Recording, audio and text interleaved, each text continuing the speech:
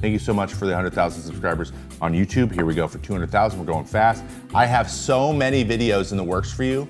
Trust. It's gonna be lit. Okay, moving on. We had a question in the Discord that I thought was phenomenal, so we're gonna talk about that first. Jumpshoot in the Discord asks, can you explain the starting pitcher confirmation process to me like I'm a 5-year-old? Why do some teams have confirmed starting pitcher for a week and other teams have TBD listed for tomorrow? When you go into the MLB app or on MLB.com and it shows the pitcher, the matchup for the game, this is probably important for betting and for fantasy more than anything. If you wanna go look who's gonna play who, you can see that some teams have their guys mapped out forever, other teams don't. What this usually is based on is you can like slot guys in, move people up. If you get an off day, you can keep guys on a 5-day rotation. You can take guys off a 5-day rotation. There could be a guy that's hurt, but they haven't announced who's gonna take their spot. That could throw the whole thing off. So then they just go from whenever that spot was on, they're just not gonna do it until they get confirmation from the team. That's what it comes from. The TBD is because we don't have accurate information and we're not gonna guess. So that's where that comes from. Type 1 in the chat if you spend a lot of time on the internet. This is important. Let's see your ones. Ones in the chat if you are a regular purveyor and consumer of internet such things. You saw this argument on the internet. This is a gorilla, and those are humans. And as dudes do, we had a perpetually stupid ass argument about whether 100 men could take on one gorilla and win in a fight. Now, what does win in a fight mean? What are we talking about here? So I'm gonna put this thing to rest, guys. If it's not life or death for humans, they get ability to like plan and stuff. I mean, they're literally in captivity. We caught them, so we can do it again.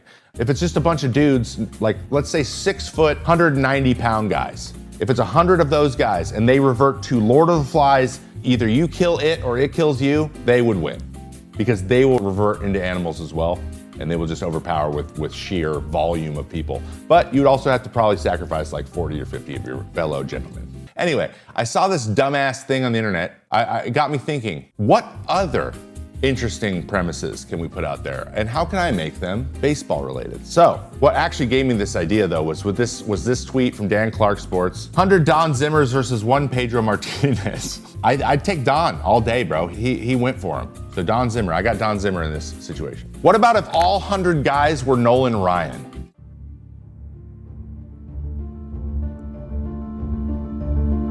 What do you guys think? If every single guy was Nolan Ryan, so it's not just 100 average dudes, it's this nut job. This nut job versus this King Kong looking dude. What do we think? I'm taking the Nolans. I don't know about you.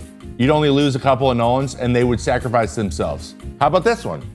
What about 1 Tommy Pham versus 100 cats that have run onto baseball fields? What do you guys think? 100 field cats versus Tommy Pham. Who we got?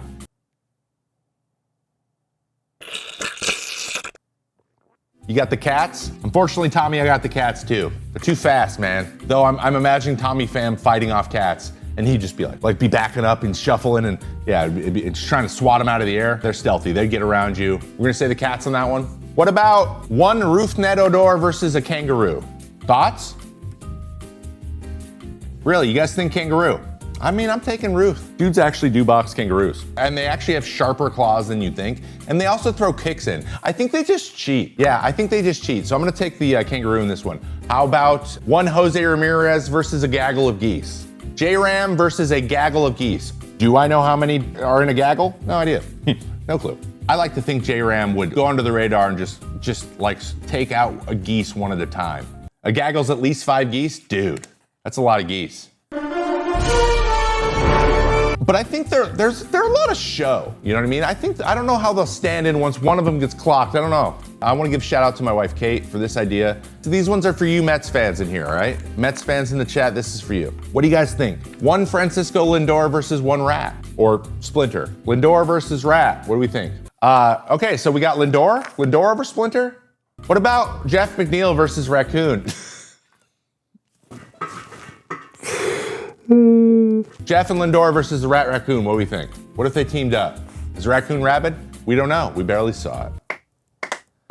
But yeah, I wanna know what you guys think. Let me know. That's a mean ass raccoon, though. That's a scary looking little dude right there, man. We're gonna continue on with From the Internet. The internet says dumb stuff, and I just wanted to add some more dumb stuff to the internet.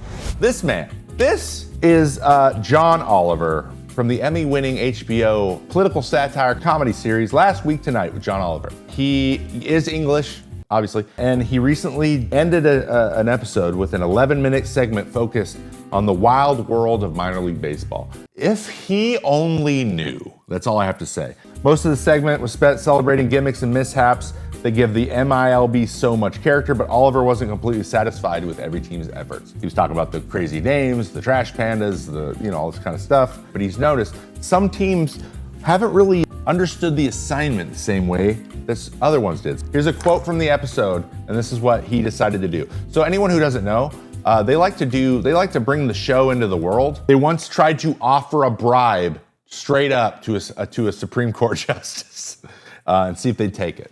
They didn't, thank God. We are willing to use all of our resources and stupidity to give one minor league baseball team a total rebrand. We will give you a new team name, a new mascot.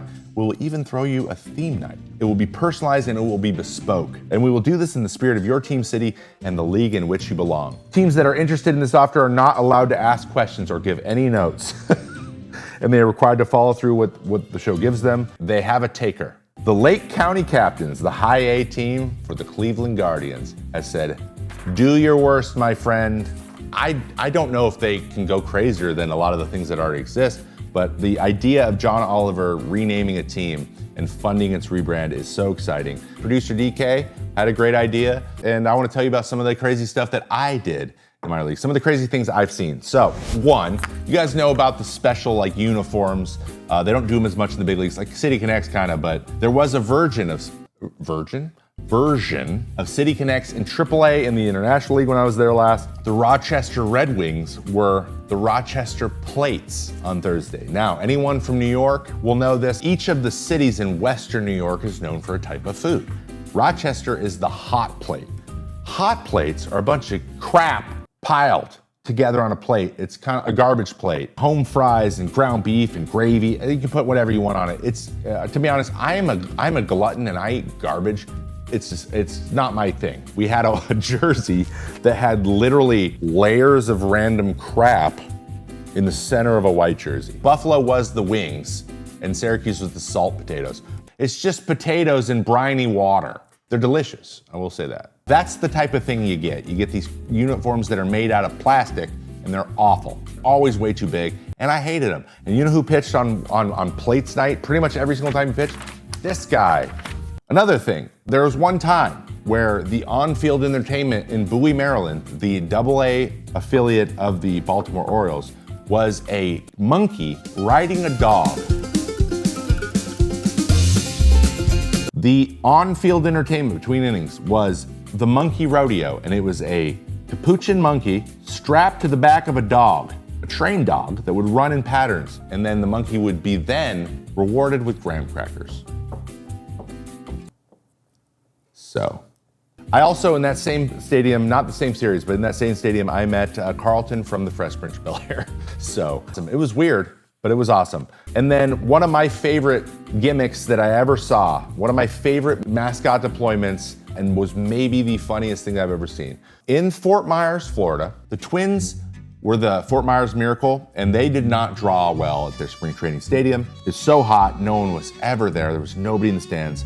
And for, I believe, a season or two, the lights would come on at some point during the day, right? They had a mascot named Sparky the Miracle Hamster. So about the fourth inning every game, we'd see him walking outside of the fence. You could see like the top of, so it was a dude in a full hamster uniform in the middle of summer in Florida. And you can see his little ears bobbing up and down, and we're like, what is happening?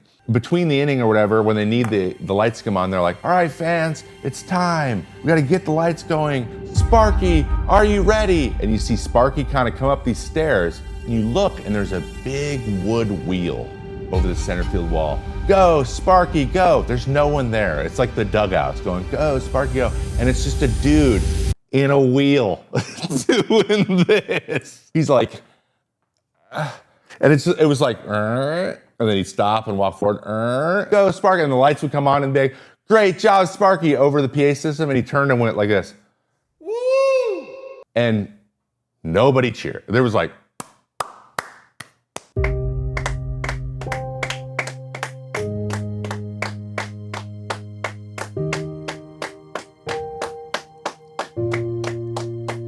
And I had tears running out. I was like, that's the funniest thing I've ever seen. I love Sparky.